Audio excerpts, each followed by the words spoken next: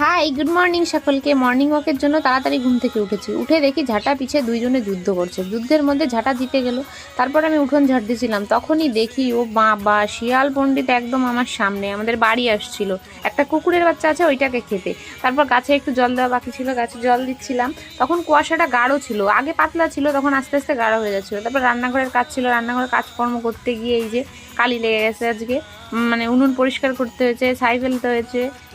ওই সাইড ফেলতে গিয়ে, উনুন পরিষ্কার করতে গিয়ে আমার এই মুখে দুই পাশে কালি লেগে গেছে। তারপরে তো বাসন, রোজকারেরই কাজ, বাসন সকলেরই মাজতে হয়।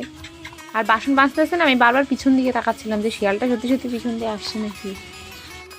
রাত্রেবেলা সখীগণ ফোন করেছিল, ফোন করে বলে সুপ্রিয়া তাড়াতাড়ি সকালবেলা উঠে কিন্তু তুই তাড়াতাড়ি আসবি, তোকে যদি কালকে স্যার বকে তাহলে কিন্তু দেখিস। সকাল সকাল আসা ফোন করেছি, ফোন করে বলে দিচ্ছি, তারপরেও যদি না আসিস কী করা যাবে। সখীগণদের কথা রাখতে হলো।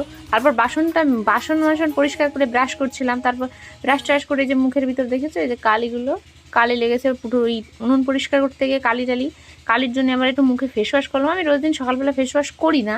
তারপরে দেখো সব কাজ করার পরে এইটুকু কাজ আমার বাকি আছে।